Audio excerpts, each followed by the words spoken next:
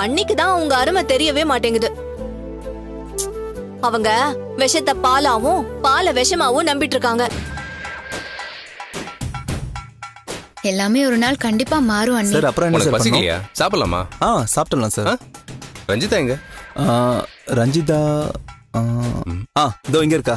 ரஞ்சிதா சாப்பிடலாம் வா. அண்ணி எல்லாரும் சாப்பிட போறாங்க. நான் உங்களுக்கு அப்புறம் கால் பண்றேன். சரி ரஞ்சிதா. அருண் ஜெயிச்சதுக்கு வாழ்த்துக்கள் சொல்லிடுவன் கிட்ட. சரிங்க அண்ணி. ரஞ்சிதா அருண் ரஞ்சிதாவை வற்புறுத்தி அனுப்புனது வீண் போகலங்க. 2 பேரும் ஜாலியா என்ஜாய் பண்றாங்க போல. அது அவ குரல்லயே தெரியுதுல. அப்பா இப்பதான் மனசுக்கு நிறைவா இருக்குங்க.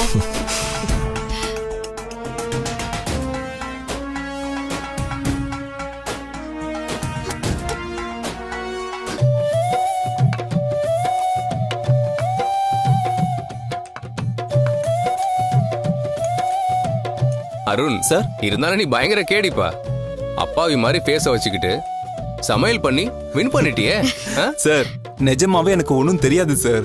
ரஞ்சிதா சொன்னதை நான் அப்படியே செஞ்சேன், அவ்வளவுதான். பாய்ஸ் நல்லா கேட்டுக்கங்க.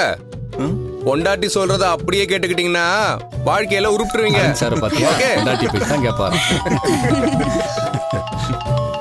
யார் கால் பண்ற? அண்ணி தான் கூப்பிடுறாங்க. அத்தையா? இப்பதானே பேசினாங்க, மறுபடியும் எதுக்கு கால் பண்றாங்க? ஒருவேளை அம்மாவுக்கு ஏதாவது ஆயிருக்குமோ? அருண் அருண் பதட்டப்படாதீங்க. நீங்க சாப்பிடுங்க, நான் போய் என்னன்னு கேட்டுட்டு வரேன். சரி.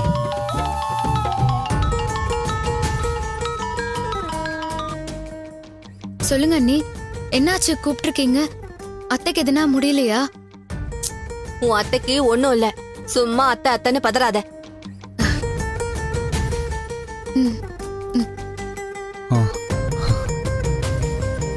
அவங்கள நாங்க பாத்துக்கிறோம். அவங்க உன்னை வெறுக்கிறப்பவே இப்படி உருகுற. அவங்க மட்டும் உன்னை மருமகளா ஏத்துக்கிட்டா எங்களெல்லாம் கண்டுக்கவே மாட்ட போலியே. அப்படியெல்லாம் எதுவும் இல்ல அண்ணி, எனக்கு எல்லாருமே தான் வேணும். நாம இப்பதானே பேசணும், அதுக்குள்ள நீங்க திரும்ப கூப்பிட்டதுமே எனக்கு கொஞ்சம் டென்ஷன் ஆயிடுச்சு. அப்போ நான் மாடி ஹால்ல இருந்தேன்.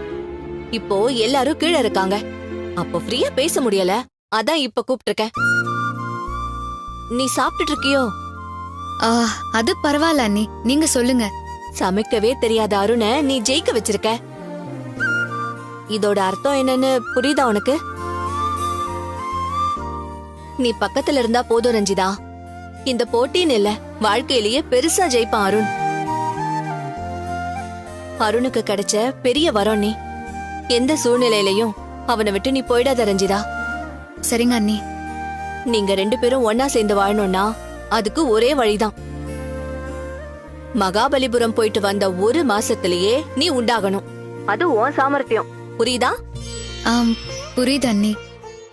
இத பாரு ரஞ்சிதா, சூழ்நிலை சரியில்ல அது இதுன்னு நீ காரணம் எல்லாம் என்கிட்ட சொல்லாத. இது நடந்தே ஆகணும். நீ அத மனசுல வச்சுக்கோ. ஓகே அண்ணி. சரி, சாப்பிட்டதுக்கு அப்புறம் என்ன ப்ரோக்ராம்? ஈவினிங் வரைக்கும் ஒன்னும் இல்ல அண்ணி. வேணும்னா ரூம்ல போய் ரெஸ்ட் எடுக்கலாம், இல்லனா இங்கேயே சும்மா சுத்தி பார்க்கலாம். ஈவினிங் மேலதான் இங்க இன்னும் 2 போட்டி இருக்குன்னு சொல்லிருக்காங்க.